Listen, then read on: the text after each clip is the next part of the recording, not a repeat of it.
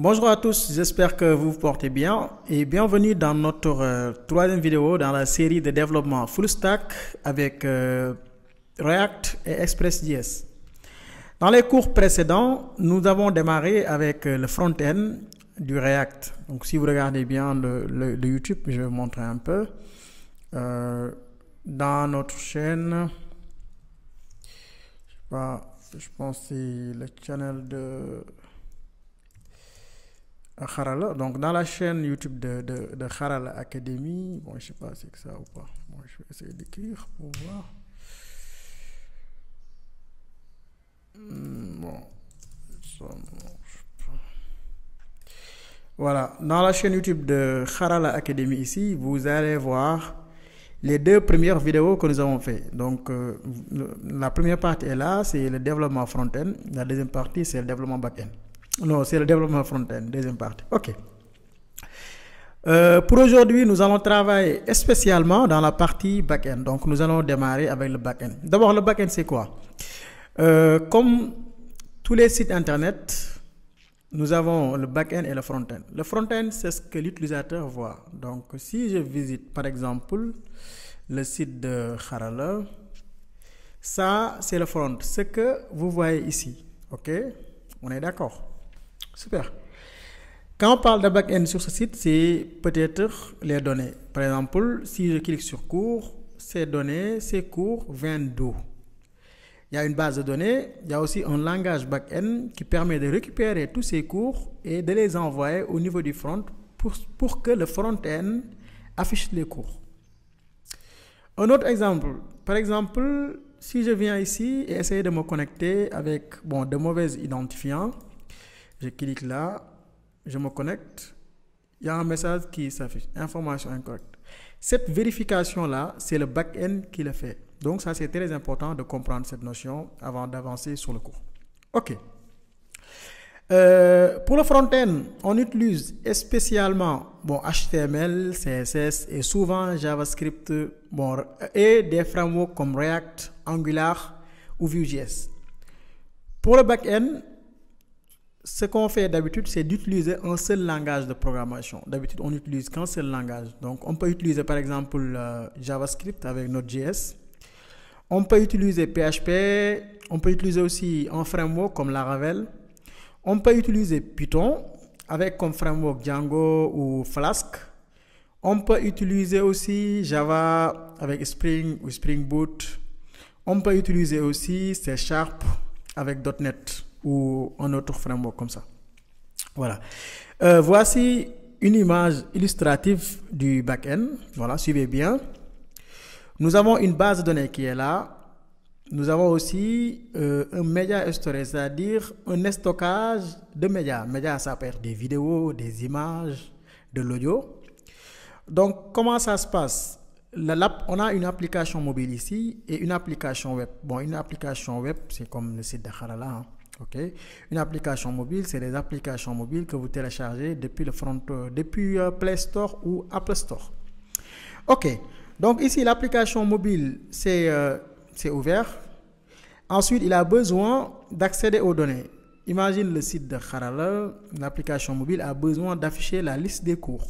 Voilà, qu'est-ce que l'application mobile va faire? Il va faire une demande au niveau du back-end. Il va lui dire donne-moi tous les cours. Voilà, le back-end, avec le langage que nous utilisons, va contacter la base de données, va lui dire, va récupérer toutes les données de la base de données pour pouvoir les afficher ici, ou bien pour pouvoir les donner.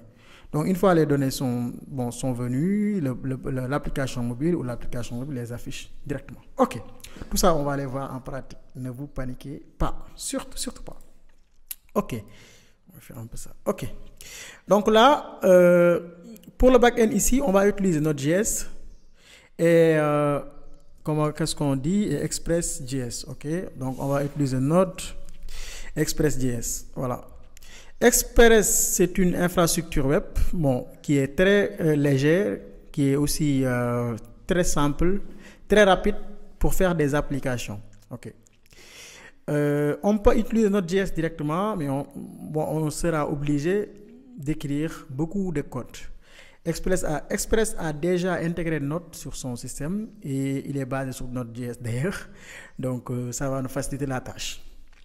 Voilà. Sans plus tarder, qu'est-ce qu'on va faire? On va ouvrir notre environnement de travail. Si vous vous rappelez bien, quand on démarrait la première fois, nous avons créé un dossier formation 2024. Dedans, nous avons créé gestion livre. Et dans gestion livre, nous avons un dossier front-end. Vous voyez bien. Bon, je vais vous le montrer. Ici, là. Je ferme ça. Bon, je vais essayer de fermer. OK.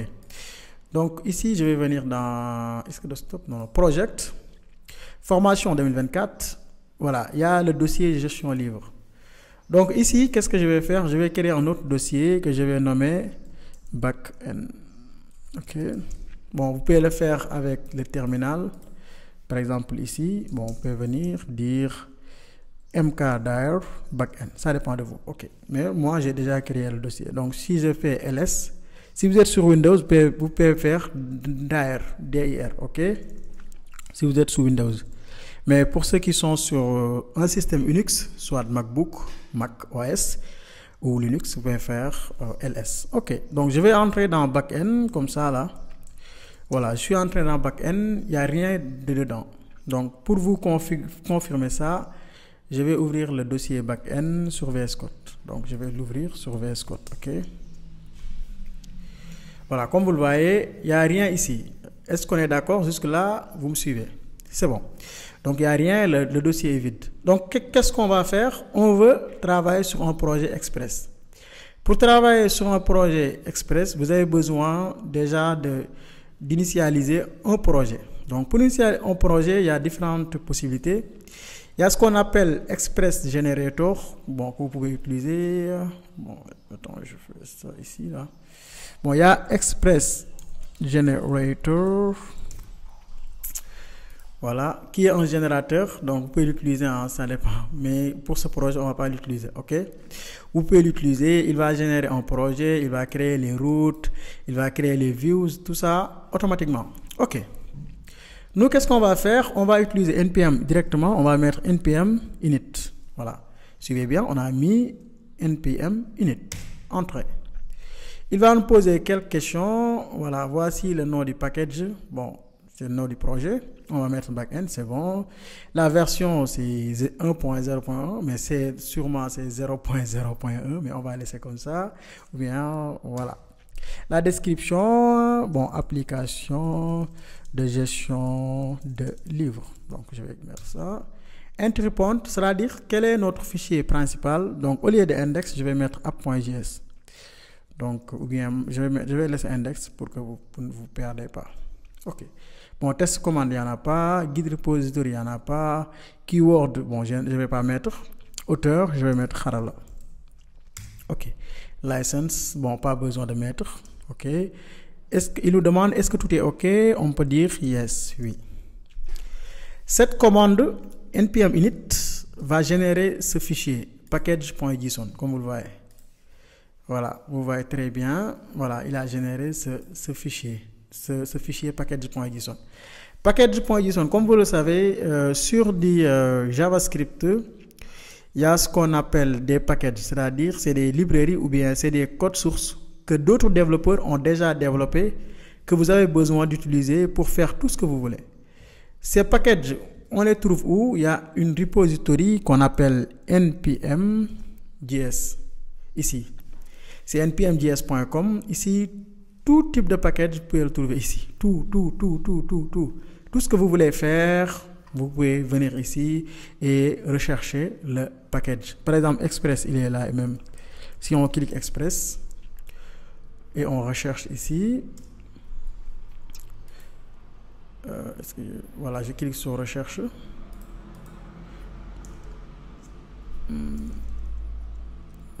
Express, voilà. Donc Express est là, donc il va nous trouver. Express est là. On peut trouver quand même beaucoup de packages, voilà, comme vous le voyez ici. Il y a Express, il y en a d'autres. Hein. OK, donc vous comprenez pourquoi on a le dossier package. OK, qu'est-ce que je vais faire? Il y a un autre package que je veux installer avant Express. un package qu'on appelle NodeMon. Donc ça c'est important pour moi. Voilà. NodeMon, pourquoi je l'installe, vous allez comprendre après. Donc qu'est-ce que je vais faire? Je vais dire npm install. Donc je vais installer Express d'abord. Ok. Ensuite je vais installer NodeMon, les deux. Donc on met ça.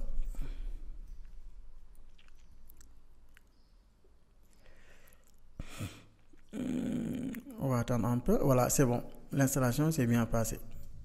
Comment vérifier si j'ai installé un package ou pas? Vous ouvrez le fichier ici et nous avons dependencies. Bon, NodeMon, je l'ai installé dans mes dépendances, mais ce qui n'est pas conseillé. Donc, je vais le désinstaller et l'installer comme dépendance pour le développement. Donc, ça, c'est les dépendances globales. Bon, vous allez l'utiliser sur un autre serveur si vous déployez votre application ou bien si vous le mettez en ligne. Mais là, bon, j'ai fait une erreur de l'installer globalement sur ce projet ou bien de l'installer pour un environnement, bon, tous les environnements, mais je veux l'installer pour le développement. Donc, qu'est-ce que je vais mettre? Je vais le supprimer. Donc, npm, je pense que c'est uninstall NodeMon. OK. Donc, je vais le supprimer. Voilà, comme vous le voyez, si je supprime un package, vous ne le trouvez pas ici. Donc, OK. Donc, qu'est-ce que je vais faire? Une fois supprimé, je vais venir, je vais le réinstaller après. Donc, voilà, NodeMon dash dev, ok. Bon, je pense que c'est dev, hein. Bon, je vais regarder si ça passe ou pas. Voilà, j'ai installé NodeMon dans l'environnement. Il a pourquoi il a installé globalement? Bon, je vais supprimer encore. Je regarde dans la documentation. Voilà, c'est -cfdev. Ok, bon, je vais taper cette commande. Ok. Bon, vous voyez, souvent on se perd même sur ce qu'on sait faire. Ok, j'ai installé NodeMon. Si j'ouvre le projet, NodeMon il est dans Dev Dependencies. Vous voyez bien, on a Dependencies, on a Dev Dependencies. C'est les dépendances de développement. Ok, c'est juste, on l'utilise en local. Ensuite, qu'est-ce que je vais faire? Je vais créer un fichier qu'on appelle index.js. Ok, ça c'est bon, index.js. Dans index.js, comme on est sur Express, qu'est-ce qu'on fait en première? On va importer Express. Donc je vais mettre const express égale require express. Voilà, const express égale require express. Ok, ensuite qu'est-ce que je vais faire? Je vais déclarer une application. Donc je vais dire const app égale express. Donc je vais appeler le constructeur d'express comme ça. Ensuite, qu'est-ce que je vais faire? Je vais déclarer un port que je vais utiliser. Un port égal. Donc on va utiliser le port 3000 qui est là. Ici, je suis obligé de faire comme ça que je vais faire dans la partie front-end. Déclarer un prettier RC pour dire semicolon égale true, single quote égale false. Ok, bon, je vais utiliser double quote pour ce projet. Ok, semicolon, ça veut dire c'est point virgule, semicolon égale point virgule quoi. Ok, super. Donc une fois qu'on a déclaré l'express et le port, je vais utiliser les middleware. Donc première middleware, qu'est-ce que on .use express.json. Donc on va pas utiliser template, on va dire express.json. Ok, super. Donc une fois qu'on a ça, on peut ajouter notre première route. Donc ce code permet d'exporter Express, d'importer Express, autant pour moi, je suis désolé. App.js, app pour déclarer un constructeur. Port, c'est le port que nous allons utiliser tout au long de notre application. Ok. App.use, c'est un middleware qui s'exécute avant même de faire la requête que vous souhaitez faire. Donc après, qu'est-ce que je vais faire? Je vais dire app.listen.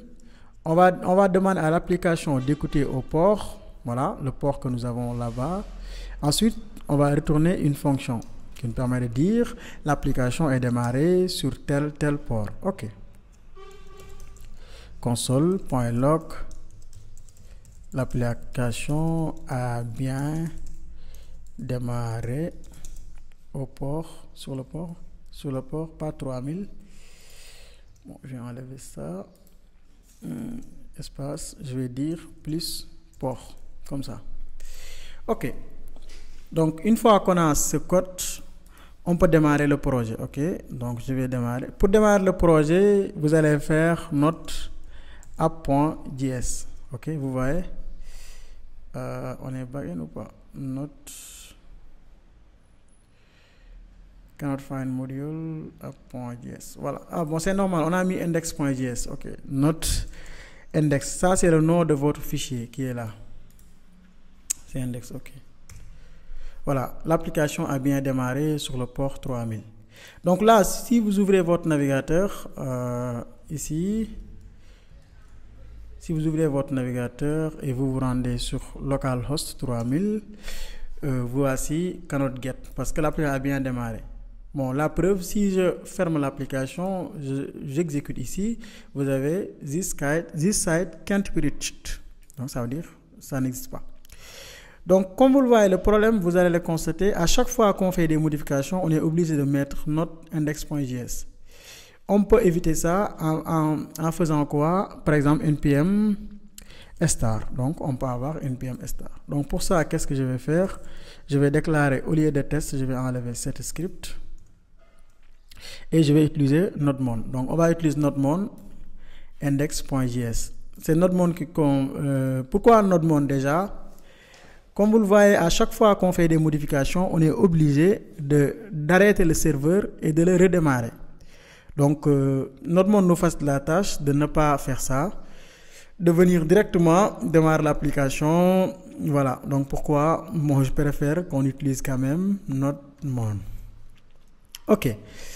Donc, qu'est-ce qu'on va faire? On va déclarer notre première route. Donc, on va mettre app.get comme ça. La route c'est quoi? Par exemple, si vous visitez un site internet, par exemple le site de Harala, voilà, si vous êtes ici, ça c'est la page d'accueil. Donc pourquoi vous avez slash uniquement? Donc si je clique sur cours, vous avez slash en haut, courses. Ça veut dire ça, il y a une route que Harala avait définie dans son back-end qui renvoie la liste des cours. Ok. On vient ici, ça prend une fonction ici. Donc, bon, ici c'est request, bon, response. Bon, je vais l'écrire comme ça là, si vous voulez. Ensuite, ça c'est une fonction, on va dire response.send. Donc, on va mettre par exemple bienvenue chez vous, si vous voulez. Ok, comme ça. Donc ça, on a envoyé comment on appelle, une réponse au serveur. On lui dit quoi? Si quelqu'un visite le site internet, la page d'accueil, la route, page d'accueil, envoie-lui ce message. C'est très simple. Donc qu'est-ce qu'on va faire? On va venir ici, on va dire npm star. Voilà, notre monde a démarré l'application, comme vous le voyez. Si je visite la page d'accueil qui est là, nous avons bienvenue chez vous. Nous pouvons aussi envoyer du HTML, par exemple, on peut lui dire H1, comme ça. Je coupe ça, je mets dans H1, j'enregistre, je viens, j'actualise. Bienvenue chez vous. Si on inspecte ici, on aura le H1. Vous voyez très bien. Ok. Donc là, vous venez de créer votre première route qui permet d'afficher bienvenue chez vous. Voilà. Comme ce projet, qu'est-ce qu'on va faire? On va créer ce qu'on appelle une API. API, pour dire, c'est interface de programmation d'une application. Voyez API comme une commande. Remote control with TV. Ok. Je vais montrer. Bon, juste je vais avoir un exemple. Voilà.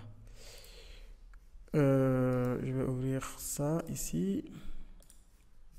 Voilà. Voyez une API comme ça. Par exemple, aujourd'hui, vous avez vos applications sur votre télévision. ou bien vos chaînes sur votre télévision et vous avez une commande. Là, quand vous cliquez sur un bouton, la commande peut changer des chaînes. Vous pouvez aussi faire des recherches, mais vous ne savez pas qu'est-ce qui est derrière. Pourquoi ça change? On vous cache tout ça. Voilà, c'est une API. Donc, ça veut dire il y a par exemple des programmes que les développeurs ont déjà développés, ont mis sur la télé. Ensuite, vous utilisez votre commande pour accéder à ces programmes. Pour les API, bon, il y a différentes manières de les développer, mais nous, on va se concentrer sur les API REST. Voilà, ce qu'on appelle RESTful API.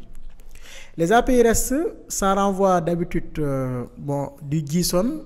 JSON, ça veut dire JavaScript Object Notation. Bon, c'est un format texte. Bon, c'est un format texte que JavaScript nous donne. C'est comme un objet en JavaScript. C'est ça, JSON. Par exemple, on peut avoir des tests comme ça. Test. Ça, c'est un objet. Comme vous le voyez, ça, c'est un objet JavaScript. Vous connaissez, ça, c'est du JSON. OK. Pourquoi nous, on a ajouté ce middleware JSON pour transformer les données en JSON. Par exemple, si vous regardez bien ici, client, voilà, http.get, voilà. Ici, comme vous le voyez ici, body, ils ont dit quoi? On peut avoir, par exemple, du code, statut, on peut avoir aussi du JSON. Vous pouvez faire, bon, d'habitude, vous pouvez faire, par exemple, avant le send, vous pouvez faire response.status et vous ajoutez 200, d'habitude. Ensuite, .send. Donc ici, je vais supprimer ça et je vais envoyer du JSON comme ça. Non, pas ça. Message, par exemple, je vais mettre message, bienvenue. Bienvenue sur mon application.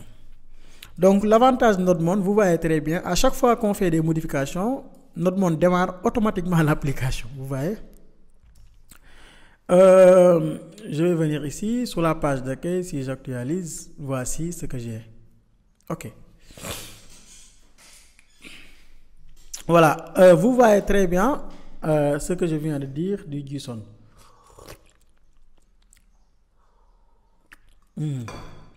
OK. Donc, pour développer des API, il y a des outils qu'on utilise, des outils de test, des outils qui sont très importants. Parmi ces outils, on va utiliser Postman. Donc, Postman, c'est un outil qu'on utilise pour tester nos API. Donc, rendez-vous sur postman.com qui est là. Cliquez sur télécharger. Bon, pour Mac, si vous êtes sous Mac, pour Windows, si vous êtes sous Windows. Donc, cliquez et téléchargez Postman. OK. Moi, j'ai téléchargé Postman. Je vais l'ouvrir pour vous montrer comment Postman est. Voilà, voici Postman. Comme vous le voyez, moi j'ai fait énormément de requêtes. Voilà, Postman est là. C'est un outil qu'on utilise pour tester les API. Vous voyez très bien comment Postman est structuré. Donc, c'est un outil comme ça, très facile à utiliser. Bon, même s'il n'y a pas de français, vous pouvez l'utiliser en anglais. OK. Voilà, Postman, c'est obligatoire pour suivre le projet. Donc, une fois que vous avez téléchargé Postman, vous pouvez cliquer sur New ici, Nouveau. Ensuite, vous cliquez sur HTTP. Voilà. Ici, par exemple, Postman, comment ça fonctionne? Ici, vous donnez le verbe ou bien la méthode. Ça peut être get, post ou put ou delete. Une fois que vous avez fait ça, ici, vous mettez le URL. Ici, notre URL, c'est quoi? C'est ça, notre URL qui est là. Donc, je vais copier. Je viens sur Postman, je colle là, ici. Une fois que vous êtes satisfait de ça, vous cliquez sur Send. Voilà, vous voyez très bien en bas, suivez bien. En bas, vous avez, je augmente la taille de Postman aussi. OK. En bas, regardez bien ici en bas, vous avez un message bienvenue sur mon application. Ce message vient d'où? Vient d'ici. Par exemple, je peux mettre bienvenue chez UKO, si vous voulez. J'enregistre. Je viens sur Postman, je clique sur Send, j'ai bienvenue chez IKO. OK. Jusque-là, c'est bon. Donc, nous avons notre première route. Mais qu'est-ce qu'on veut parce que nous devons avoir des routes pour récupérer les livres. Si vous regardez bien l'application, le front-end, nous avons besoin de récupérer des livres, ok? Ici aussi, on peut changer le port, ça dépend de nous. On peut changer, par exemple, si je change le port 5000, je vais mettre port 5000 pour voir. Regardez bien sur la console, l'application crash. Ils ont dit 5000. Bon, peut-être 5000 est en train d'être utilisé. Voilà, 5000 est en train d'être utilisé. Regardez bien. Already in use. Donc, 5000 est en train d'utiliser. Qu'est-ce que je vais mettre? Je vais mettre 8000 peut-être pour voir. Voilà, j'ai mis 8000. 8000, ça marche bien. Vous voyez très bien. L'application a bien démarré sur le port 8000. Donc, ici, si je mets 3000, rien ne se passe. OK? Donc, je vais changer 3000 par 8000. J'enregistre. Voilà, ça marche bien. OK. Quelle est la prochaine étape? La prochaine étape, c'est de créer ce qu'on appelle la base de données ou bien interagir avec la base de données. Donc, pour la base de données, nous aurons besoin des outils, par exemple MySQL. On va utiliser MySQL sur ce projet. On va utiliser aussi SQLize. SQLize, c'est un ORM. ORM, c'est quoi? Bon, je vais vous montrer encore un exemple. Database ORM. Pour vous montrer un image, quoi, c'est plus facile d'utiliser l'image.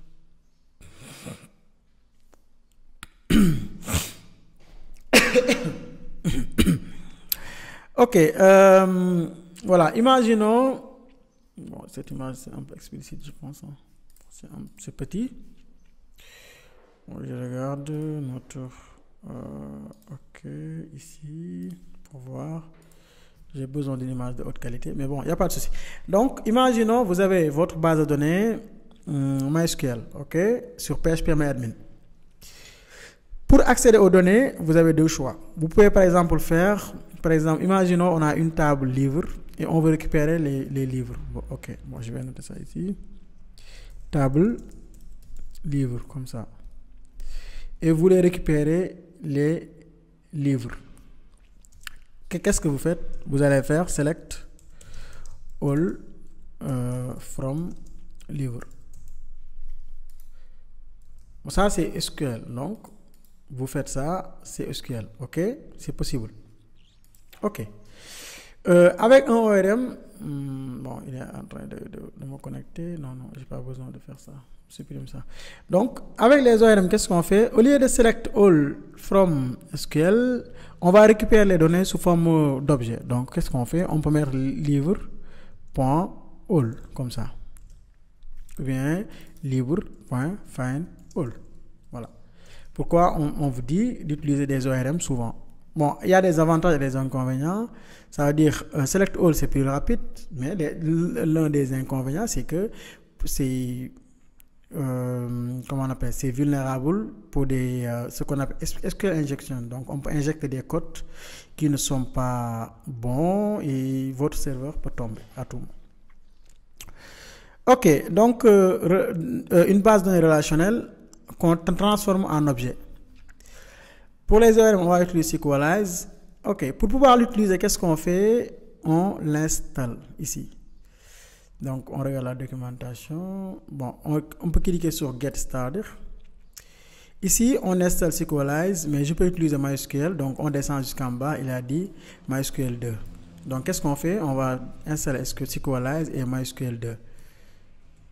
Ok, donc on vient. Bon, je vais fermer le serveur pour pouvoir installer ça. npm install SQLize, je pense, SQLize et MySQL 2. MySQL 2. Donc les deux. Install. Donc attendons un peu, il est en train de s'installer tranquillement. On va attendre.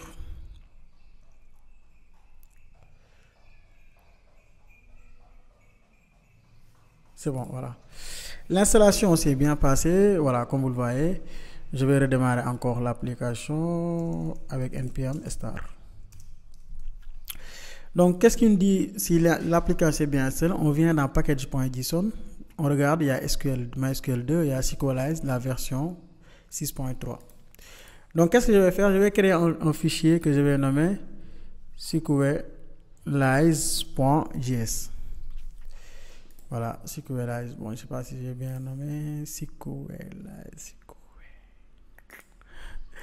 Donc, bon, ici, j'ai oublié SQLize comme ça.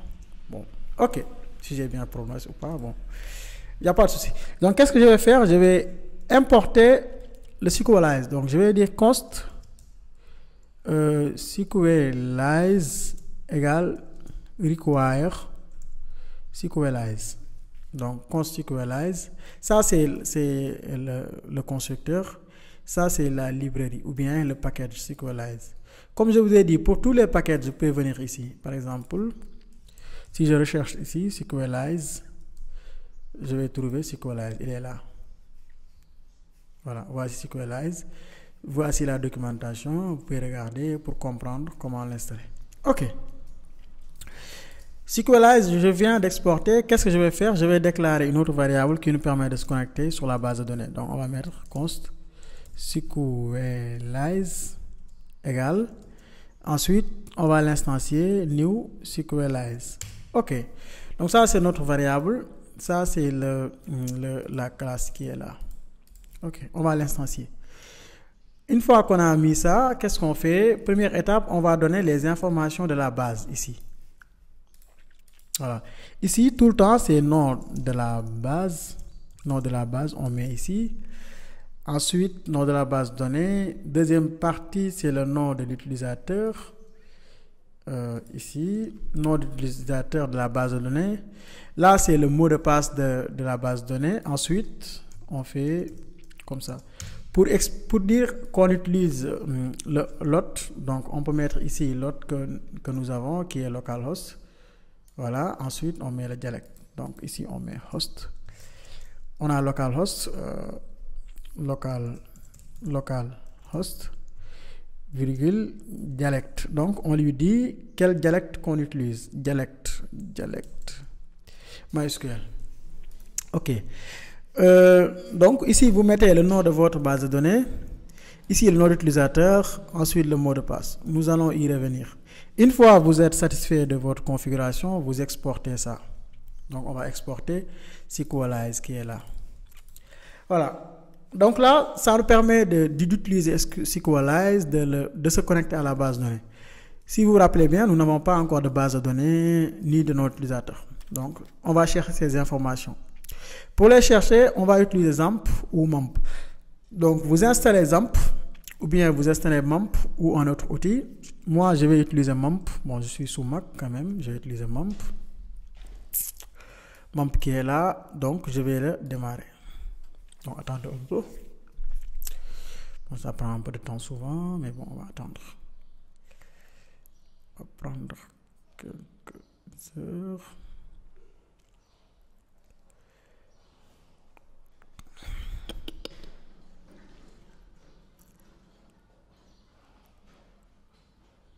Ça a pris du temps aujourd'hui, hein? Je sais pas. OK, c'est bon. Une fois MAMP est démarré, vous cliquez, bon, ça dépend de vous, OK?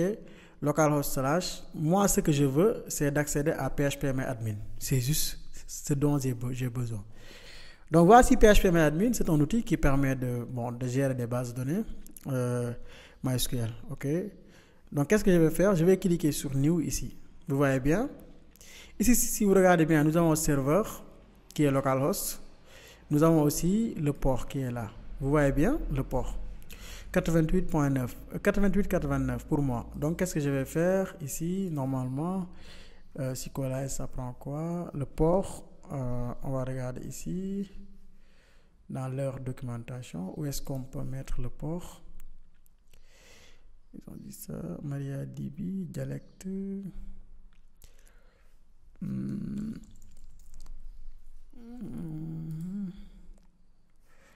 Je descends derrière là. Parce que normalement, il y a possibilité qu'on met le port. Où est-ce qu'on met le port ici? Variable, vers stabilizes. Bon, peut-être ici. Bon, on va essayer de mettre ici le port. Normalement, le port, on va mettre ici peut-être. Donc, on va mettre 88.89. Bon, c'est juste pour voir si ça va passer ou pas. Si ça passe pas d'ici, on va essayer de changer. OK. Donc, ici, je vais mettre le port de la base de données. Donc ici, le nom de la base, nous n'avons pas encore créé, donc je vais venir ici, cliquer sur New, je vais mettre gestion livre, c'est le nom de notre base. Gestion livre. Je clique sur Create. Donc je viens de créer la base de données. Ici, vous n'avez pas besoin de créer les tables. SQLize va créer les tables automatiquement. Donc on va venir ici. On va mettre nom de la base, je change par gestion livre. Nom d'utilisateur, comment trouver le nom d'utilisateur sur PHPMyAdmin? Donc on va revenir dessus ici. Donc vous cliquez sur privilèges. Privilèges, vous avez les utilisateurs, username. Nous avons membre root. Donc je vais utiliser root. D'habitude pour les Windows ou bien pour XAMPP, il n'y a pas mot de passe par défaut. Bon, c'est vide. Si vous êtes sous Windows, d'habitude c'est vide. Ok, mais pour moi, MAMP, le mot de passe par défaut, c'est root. Donc je vais mettre root. Et ici, le port, c'est 428.429. Bon, le port, il est en haut ici, serveur. Ensuite, j'enregistre. Bon, j'ai bien enregistré. Dialect, je vais ici, login. Je ne sais pas si ici on peut mettre port ou pas. Je ne sais pas. Bon, sinon, je vais rechercher. Est-ce que SQLize peut-être SQLize at port. Bon, on va rechercher. Dialect.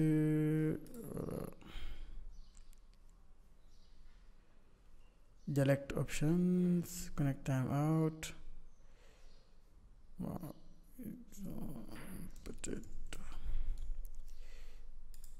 Je cherche ici s'il y a port ou pas. Voilà, le port est là. Donc, le port, on le met ici. Donc, je vais l'enlever dans cette partie. Je vais le couper. Je vais mettre ici port. Vous voyez, soit même, bon, on peut le mettre en nombre, c'est ça, 88, 89. C'est notre port. OK. Là, jusque-là, c'est bon. On a mis le nom de la base ici, le nom d'utilisateur et son mot de passe, c'est root. OK. Vous voyez par défaut. Mais ce que je vous conseille, d'habitude, dans les applications normales, on crée des fichiers dans l'environnement. Mais pour le moment, pas besoin. Donc, nous venons de créer, d'interagir avec SQLize. Quelle est la prochaine étape? La prochaine étape, on va créer notre modèle. Comme vous le voyez, le modèle, c'est un fichier JavaScript contenant les attributs, la table et ses attributs. Voilà, qu'est-ce qu'on fait ici? Notre modèle, on va le nommer livre. Ok, bon, je vais mettre mon livre ou bien modèle livre, ça dépend. Donc, ou bien on crée un dossier même modèle, ça dépend de ce que vous voulez. Bon, comme c'est une petite application, vous n'avez pas besoin d'apprendre la manière de faire, la meilleure manière de faire. Donc ici, je vous donne le minimum. Ok. Donc ici, on va exporter aussi SQLize, comme ça, égal require SQLize. Donc, on a exporté SQLize ici. Ensuite, on va importer, je voulais dire, on a importé SQLize, ok? Ensuite, on va importer ce fichier qui est là. Donc, qu'est-ce qu'on va dire? On va dire const SQLize égale require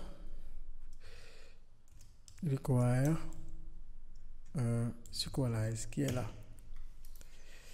Ok. Ce que j'aurais besoin ou bien préconisé, c'est de créer ici un dossier database ou bien modèle. Bon, c'est bien. Un dossier modèle. Donc ici, je vais mettre les deux dans ce dossier. Non, les deux fichiers.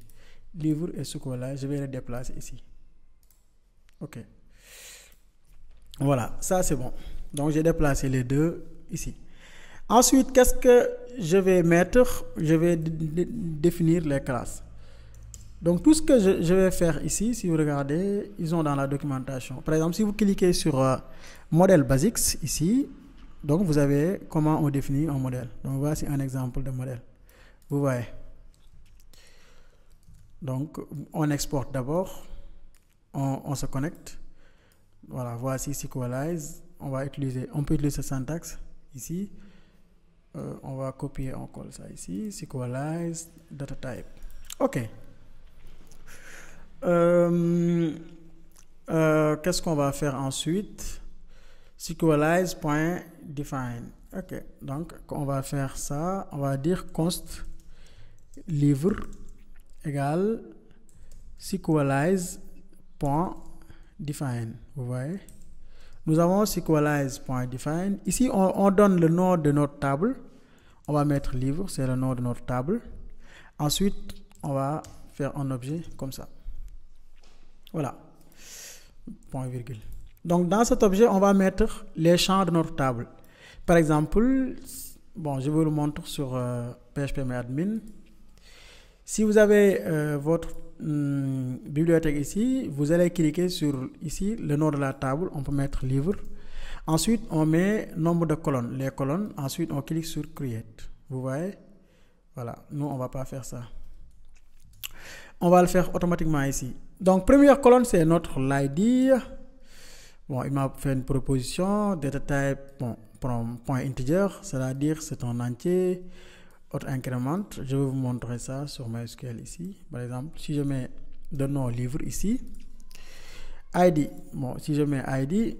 Int, c'est bon. Autre incrément, c'est ici qu'on coche. Donc, c'est exactement ce que nous venons de faire.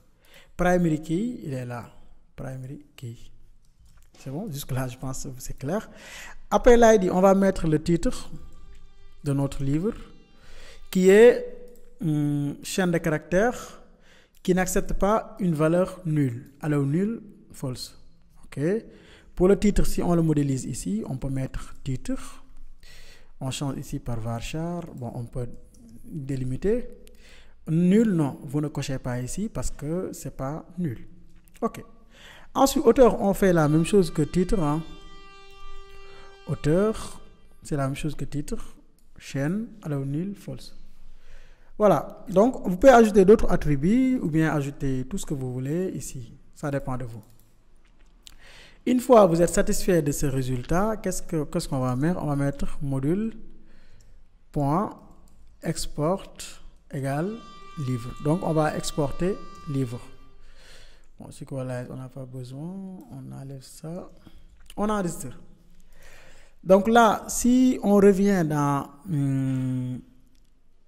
ici, gestion livre. Bon, ok, il n'y a pas de souci.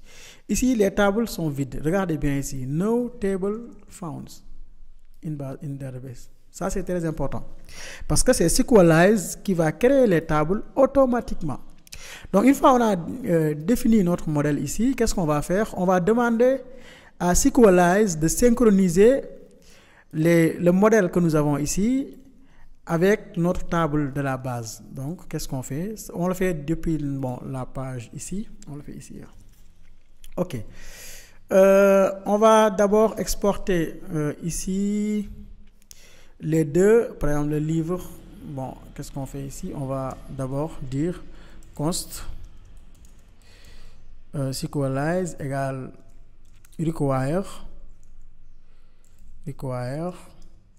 point modèle-Sequelize parce qu'il est dans le dossier Sequelize. Donc ici, qu'est-ce qu'on va faire? On va lui dire Sequelize.sync. Donc on va synchroniser la base de données. Donc on va dire ça. .zen, voilà. Bon, force false. Donc on a .sync, c'est une fonction. .zen, comme c'est une requête synchrone, là on va dire la base de données est bien synchronisée. Bon, ça c'est juste un code. Donc on enregistre. Si j'enregistre automatiquement, je regarde sur le serveur ici. Bon, on va regarder. Vous regardez bien, la base de données est bien synchronisée. Si je reviens ici, j'actualise la page, par exemple, j'actualise ici. Bon, je vais actualiser en haut. Comme je n'ai pas encore récupéré les données, il n'a pas encore créé les tables, mais on verra ici après. Gestion livre, on va regarder. Je vais essayer de mettre de mauvaises informations ici, là. Gestion livre, c'est bon. Route, c'est bon. Route, c'est bon. Donc, imaginons, on a fait une erreur sur le nom de la base. Donc, je vais dire 33, comme ça. Voilà, regardez bien. Il y a une erreur. Unknown database, gestion livre. Vous voyez? Parce que j'ai mis une mauvaise base de données. Cette base de données-là, je n'ai pas créée, donc je vais enregistrer. Voilà, une fois les données sont synchronisées, la prochaine étape, c'est de récupérer tous les livres. Donc, il va créer, bon, ne vous inquiétez pas, Sycolage va créer quand même après toutes les informations de notre base. On va exporter les livres ici, const livre égale require modèle livre qui est là. Ok.